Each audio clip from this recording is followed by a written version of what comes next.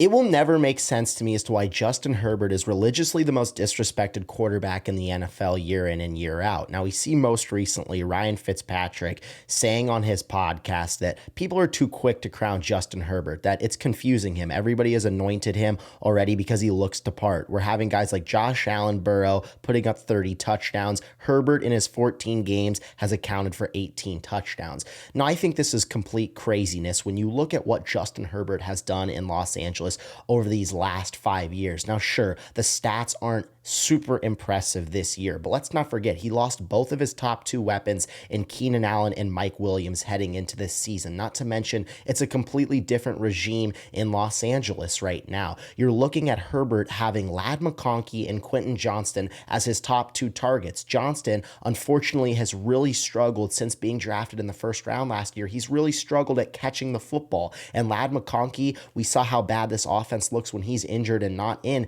He's relying on a rookie wide receiver to be his top target. That's the first reason as to why his stats are down. Another major reason is that Jim Harbaugh loves to run the football. We've seen how successful this run game has been in Los Angeles this year, and that's why his stats aren't crazy like Josh Allen or Joe Burrow. Now, at first, I think you have to take a step back and look at the entirety of Justin Herbert's career in the NFL with the Los Angeles Chargers. Now, already he has played with his third different head coach with Jim Harbaugh coming in this year. His rookie season, he played with Anthony Lynn, who was fired, and then it was Brandon Staley for 3 years. He was supposed to be this defensive mastermind, this guru that would help out the defensive side of the ball. And we saw year one, Justin Herbert have 5,000 passing yards, 38 touchdowns, and people were really excited to see what they could do. They ultimately lost in the first round of the playoffs, and we haven't seen Herbert in the postseason yet. But they would go on to fire Brandon Staley 2 years later because of how abysmal this defense was. A guy that was supposed to be this defensive mastermind that would help turn around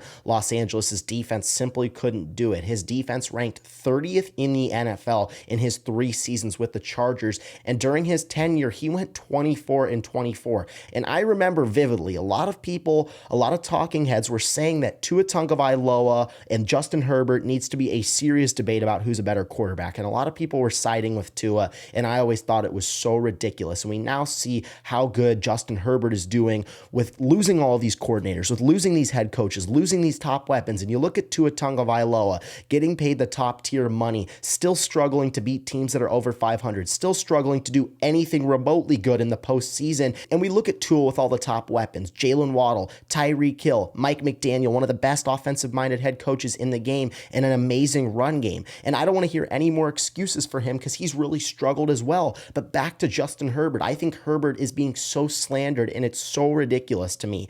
Over this 5-year stretch, he has had 3 different head coaches and 4 different offensive coordinators. You can go and look at all these other quarterbacks like a Joe Burrow or like a Josh Allen. Let's first look at Burrow. Burrow has had the same head coach since he was drafted in the same year that Herbert was. It's been Zach Taylor the entire time. And most recently, Brian Callahan, their offensive coordinator, is now the Titans head coach, but he was their offensive coordinator the entire time that Joe Burrow really took off from when they went to the Super Bowl, played in the AFC Championship a handful of times. So I just really don't like to hear that Justin Herbert hasn't been doing anything when there's no stability. Joe Burrow has had great stability, now has a brand new offensive coordinator in year number 5, whereas Herbert's had 3. Now let's look at Josh Allen. Josh Allen has had the same head coach in Sean McDermott his entire 7-year career. 7 years, same head coach, Sean McDermott. Look at the offensive coordinators. He worked with Brian Daboll the first few seasons of his career before he would go on to be a head coach, and he really learned how to become a great player and develop under Brian Daboll, and we just didn't see that with Justin Herbert. 4 different offensive coordinators so early on in his career, and yet still has been developing into one of the best quarterbacks in the NFL. Stability with Josh Allen. Lamar Jackson, since being drafted in 2018, the same year as Josh Allen, has had the same head coach, John Harbaugh.